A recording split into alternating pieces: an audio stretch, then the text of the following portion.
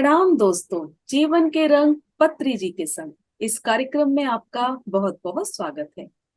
इस मंच पर हम आपकी मुलाकात उन ध्यानियों से करवाते हैं, ध्यान ने जिनके जीवन में नए रंग भरे, नई दिशा दी।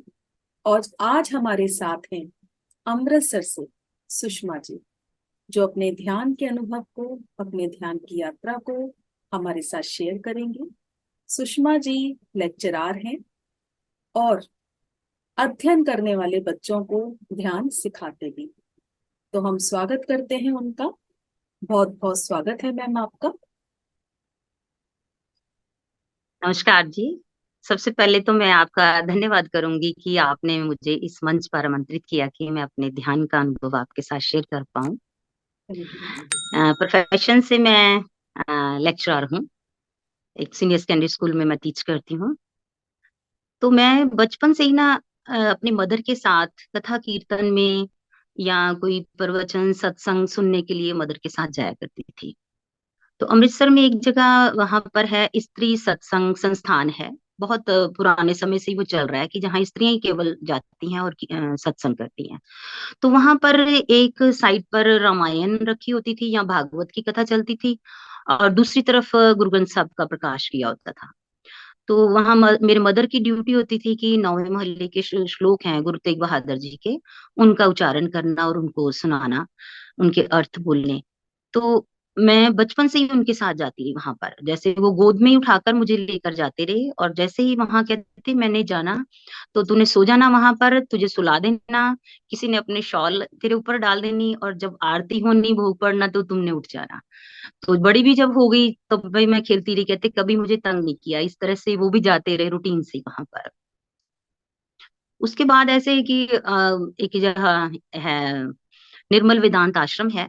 तो वहां पर भी बड़े संत आया करते थे। दिवाली पर वहां पर वेदांत पर चर्चा बहुत करती होती है, और बड़े दूर दूर से संत आते हैं, जिसमें ओशो भी आया करते थे, संत ज्ञानानंद जी, परमानंद जी, ये सारे आया करते थे। मैं उनको सुनती थी, मतलब मेरी उम्र काफी छोटी थी तब, सुनती थी उनकी बातें, जाना सुनना इंटरेस्ट भी था मतलब। पर बातें जैसे उनकी गहराई में समझ नहीं पाती थी उनकी बातों को। तो ऐसे ही मतलब चलता रहा, उनके साथ कथा कीर्तन में जाती रही। फिर पढ़ाई का बोझ बढ़ा जब, तो पढ़ाई में बिजी हो गई। शौक था मुझे, रुचि थी बहुत पढ़ाई में भी। तो ऐसे ही फिर शादी हो गई, नौकरी लग गई, तो व्यस्तता और बढ़ती गई। तो इसके बाद लेकिन जो अट्रैक्शन थी ना, एक आकर्षण था ध्यान की तरफ, कि लोग करते हैं बात, ध्यान करो, सभी संत भी आते हैं वो भी कहते हैं। तो ध्यान करना कैसे है ये विधि नहीं मैं जानती थी। हाँ, इंटरेस्ट था। फिर यहाँ पर एक बार आर्ट ऑफ लिविंग का एक 7 डेज का कोर्स यहाँ पर हुआ अमृतसर में, वो भी मैंने अटेंड किया। संत ज्ञानानंद जी जो गीता मनीषी हैं वो भी आए यहाँ पर, उन्होंने भी एक सेशन किया यहाँ 3 दिन का, वो भी मैंने अटेंड किया। किया तो सही, पर मैं उसको कंटिन्यू नहीं कर पाई। मान लीजिए कि कोई मुझे सिचुएशन ऐसी मेरी नहीं बनी कि मैं उस ध्यान को कंटिन्यू कर पाती। लेकिन एक चलता रहा कि करना है, जैसे बातचीत करनी, लोगों से मिलना, तब भी बात करनी कि अच्छा आप ध्यान करते हो तो आपको कैसा लगता है। तो उन्होंने बताना कि आप देखो जहाँ एक गली से होकर आ जाते हो ना, तो आपको उस रास्ते का पता चल जाता है। तो ये ध्यान भी ऐसे ही है कि उस गली तक गए तो आपको अनुभव होना शुरू हो जाएगा। फिर कहना कि कभी ध्यान में कोई आ गया, अगर मान लीजिए मैं ध्यान में बैठ गई, मैंने एक दिन चर्चा की किसी से, मैंने कहा अगर मैं ध्यान में बैठ गई तो मान लीजिए कोई आ गया है मेरे घर, तो फिर मैं ध्यान से तो उठूंगी ना, मतलब यहाँ मेरा ध्यान भंग होगा, यहाँ हो सकता है मैं ध्यान में उठ ही ना पाऊं, मैं इतनी दूर चली जाऊं। तो वो कहते हैं कि परमात्मा अपने आप ही ना इन चीजों को मैनेज कर लेता है, उसकी चिंता आपको नहीं करनी है। तो मुझे भी लगा ठीक है, ये काफी मतलब 3-4 साल पहले की बात है। तो ऐसे ही मतलब चलता रहा जीवन। मदर 2021 में बीमार हुए मेरे। तो उनको थोड़ी सी मतलब बीमार हुए, थोड़ी देर रहे, और उन्होंने शरीर छोड़ दिया, उनकी डेथ हो गई। तो उनके जाने के बाद मन बड़ा विचलित हुआ, बहुत बड़ा झटका लगा मुझे, एक बड़ा शौक था कि इस तरह अचानक मदर चले गए हैं तो कैसे होगा। तो उनकी याद में मैंने हर समय रोते रहना, इतना मतलब दुखी रहने लगी कि मुझे लग रहा था कि दुनिया में शायद अब मैं जी नहीं पाऊंगी, इस तरह सा मतलब। तो सभी ने मुझे कहना शुरू किया कि मैडम अपना ध्यान रखो, अपना ध्यान रखो, आप ऐसे नहीं मतलब चेहरे से पता लग रहा था मेरा कि मैं दुखी हूँ, मन मतलब खा पी नहीं रही हूँ, वेट कम हो गया, 8-10 किलो वेट कम हो गया मेरा। तो फिर बाद में लगा कि वाकई हो सकता है कि चलो, कईयों ने समझाया भी। तो मैं ना उन दिनों में यूट्यूब पर वीडियोस देखती रही जिसमें ये आता था कि मरने के बाद, मृत्यु के बाद क्या होता है, मृत्यु के बाद आत्मा कहाँ का सफर करती है, कैसे जीवात्मा। वो करते करते ही ना मैं देखती रहती। एक दिन स्कूल में हमारे हरजिंदर मैडम आए, यहाँ अमृतसर से ही हैं, वो ब्यास से हैं, तो वो आए। उन्होंने ध्यान का ऐसे ही थोड़ा टाइम लगाया हमारे स्टाफ के साथ। तो बड़ा अच्छा लगा मुझे। फिर उन्होंने एक लिंक शेयर किया कि मेडिटेशन का ये लिंक है, इसको आप क्लिक करके ज्वाइन कर सकते हो। तो उस लिंक को मैंने क्लिक किया, तो श्वेता शर्मा मैडम लुधियाना से जो मेडिटेशन कराती हैं, उनके ग्रुप में मैं आ गई। तब अमृतसर का ग्रुप नहीं चल रहा था, तो उनके ग्रुप में मैं आई। फिर उनके साथ मैंने ध्यान करना शुरू किया। शुरू मतलब आज मेरी मतलब वहां से हुई, मान लीजिए। तो उनके साथ मैंने अपने डाउट्स क्लियर करने। फिर उसी क्लास में गगन मैडम थे, उनके संपर्क में मैं आई। फिर उनसे मैं जसविंदर मैडम के साथ संपर्क में आई, वो अमृतसर में भी आए। तो उनके साथ फिर मैंने ध्यान किया, बड़े डाउट्स मेरे उनके साथ क्लियर हुए। और मैडम ने मुझे एक बात कही, जसविंदर मैडम ने, कि आप अपना ध्यान का समय बढ़ाओ। जो आप 1 घंटा लगा रहे हो ना, तो 3 घंटे करो, तो अपने आप आपके डाउट्स जो है वो क्लियर होने शुरू हो जाएंगे, पूछना नहीं पड़ेगा आपको। तो ऐसे ही मैंने किया। फिर ये जो वर्कशॉप्स लगी, बुद्ध बनो, JTTP 24, set wisdom, inner journey, या श्रेयांश धागा की एक वर्कशॉप, तो वो सारी मैंने ना रेगुलर अटेंड की, बिना नागा मतलब रहने की। तो उसमें मैं बहुत बड़े अच्छे अच्छे मास्टर से मिली, उनके एक्सपीरियंस सुने, बहुत ज्ञान बढ़ा मेरा, मुझे बहुत कुछ पता चला। तो जब वो शेयर करते थे अपने एक्सपीरियंस, तो मुझे, मेरे मन में भी आ रहा था कि मैं पत्री सर से मिलूंगी, मैं पत्री सर से मिलूंगी। और श्वेता मैडम की क्लास में भी बात हुई, तो मैंने कहा कैसे हम मिल सकते हैं। कहते हैं यहाँ ऋषिकेश में वो लगाती हैं, ध्यान का शिविर लगता है नवंबर या अक्टूबर के महीने में, तो आप वो अटेंड करना। तो मैंने उनको बार बार कह देना कि जब भी वो लगेगा आप मुझे जरूर बताना उसका। कहते ठीक है, मैं बता दूंगी। लेकिन ऐसा हुआ कि पत्री सर से मिलने की कामना थी, पर वो जुलाई महीने में ही मैं उनसे मिल नहीं पाई। ये रिग्रेट आज भी मुझे है कि मैं उनसे मिल नहीं पाई। अगर मैं मिलती तो शायद मुझे कितनी ऊर्जा उनसे मिलती, क्योंकि वो तो बड़े महान व्यक्ति थे। बिना पैसे के लोगों को वो ध्यान का रस चखा रहे थे, जो उन्होंने अनुभव किया बिना पैसे के। आजकल तो कोई पैसे के बिना बात भी नहीं करता है। तो ये मन में आज भी है।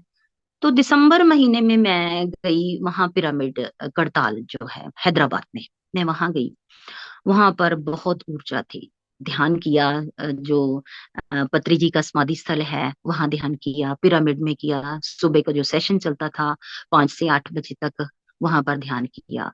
तो लगता है कि मुझे वो एक हफ्ता मैं वहां पर रही, 25 से लेकर 31 तक का मैंने वो ज्वाइन किया, क्योंकि तब उन दिनों में मुझे छुट्टियां थी, 24 के बाद छुट्टियां हो जाती हैं। तो 25 को मैं गई और 31 को आ गई थी।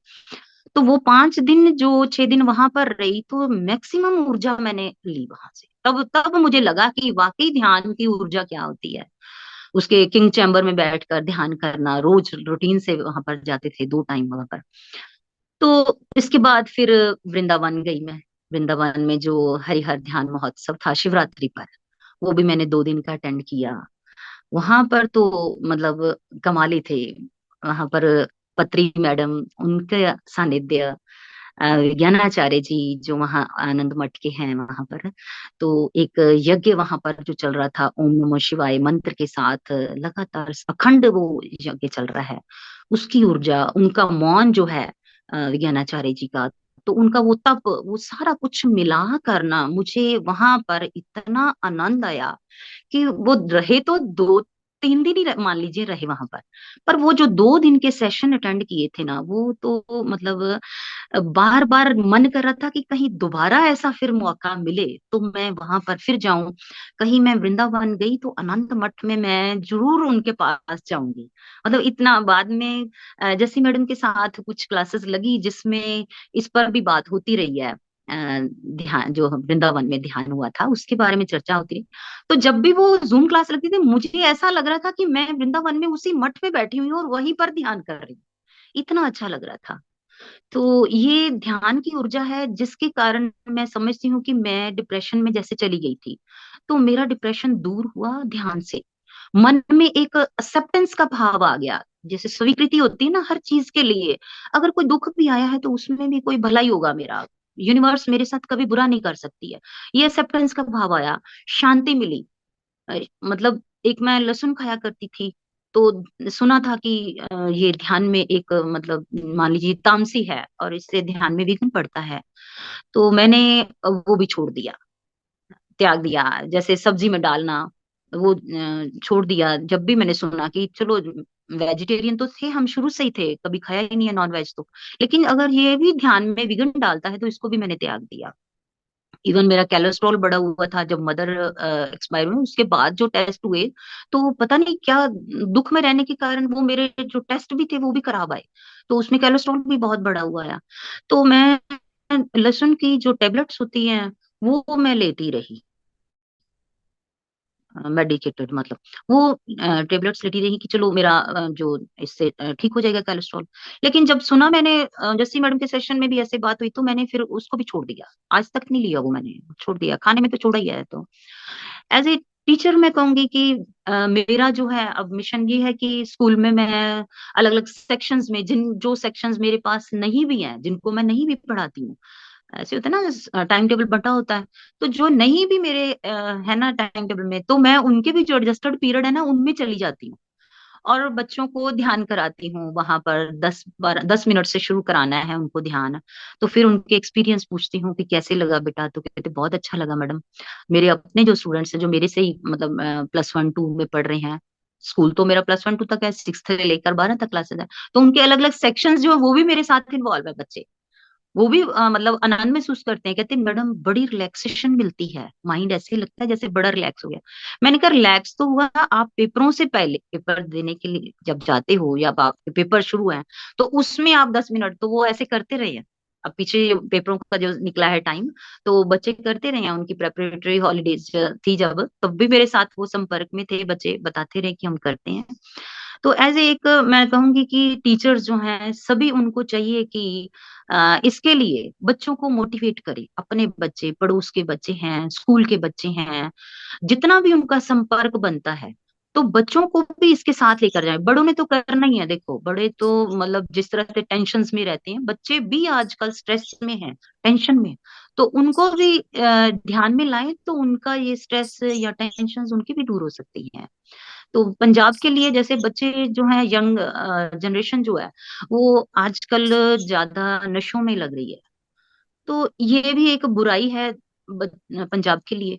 तो उनको भी अगर हम ध्यान में ले आते हैं बच्चों को, तो भी बच्चे बड़े अवेयर हो जाएंगे, वो भी उन बुरी आदतों से छूट जाएंगे या जाएंगे ही नहीं वहां पर, क्योंकि उनका ध्यान ही इधर लग जाएगा, अच्छाई में जब ले आएंगे तो बुराई की तरफ अपने आप ही वो छोड़ देंगे वो रास्ता। तो ये हमारा एक कर्तव्य भी बनता है एज ए टीचर के नाते भी। हाँ बाकी मेरा, मेरे आस पड़ोस हैं या मेरे सर्कल में जो लोग आते हैं, रिश्तेदार है मेरे, इवन कोई भी मतलब लगे कि किसी के साथ 10 मिनट 15 मिनट बैठने का है, इवन मैं ट्रेन में भी जब कभी सफर करती हूँ तब भी मेरा यही होता है मोटिव कि मैं उनको ध्यान से परिचित कराऊं कि ध्यान ऐसे करना है, जैसे मुझे बचपन में किसी ने बताया नहीं, हाँ इतना जरूर कहते रहे ध्यान करो आंखें बंद करके बैठ जाओ, उसके बाद भी उनको बताने की जरूरत है कि ध्यान जब करते हो तो विचार आते हैं, वो विचार हमारे ध्यान में एक रुकावट है। तो उनको बताती हूँ कि ध्यान जैसे ही आप आंखें बंद करोगे तो ध्यान जो है वो आने, विचार आने शुरू हो जाएंगे, तो उन विचारों को जैसे ही आप छोड़ोगे तो ध्यान में एंटर कर पाओगे। तो ये चीजें ही अगर मुझे लगता है कि बचपन में मुझे ये चीजें सारी सिखाई जाती, जैसे आनापानसति ध्यान है ये, तो इसमें बताया जाता है कि ऐसे करना है, श्वास पर ध्यान देना है आपने, तो उसी के साथ आपने चेतनता रखनी है। तो अगर मुझे भी ऐसा बताया जाता तो मैं भी शायद अब बहुत आगे निकल चुकी होती इसमें, कि चलो कोशिश है अपनी कि अब भी जो यात्रा है इसको कंटिन्यू करें, लोगों को अवेयर करें। तो इन शब्दों को ही साथ में अपनी वाणी को विराम देती हूँ। ओके, धन्यवाद। Thank you. Thank you so धन्यवाद मच। मैम। और बाकी आप कितना अच्छा कार्य कर रहे हैं कि हर किसी को ध्यान से अवगत करा रहे हैं।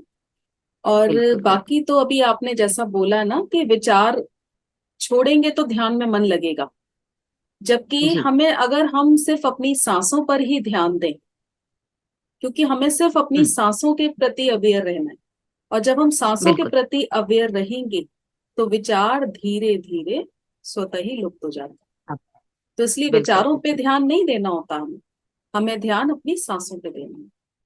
तो बहुत सुंदर मैम। बिल्कुल। हाँ हाँ। और इसी तरह से अच्छा कार्य करते रहें, लोगों को ध्यान कराते रहें। बहुत सुंदर यात्रा रही आपकी। तो बहुत बहुत धन्यवाद आपका। आपका भी बहुत बहुत धन्यवाद। Thank you, thank you. Thank you so much. Thank you.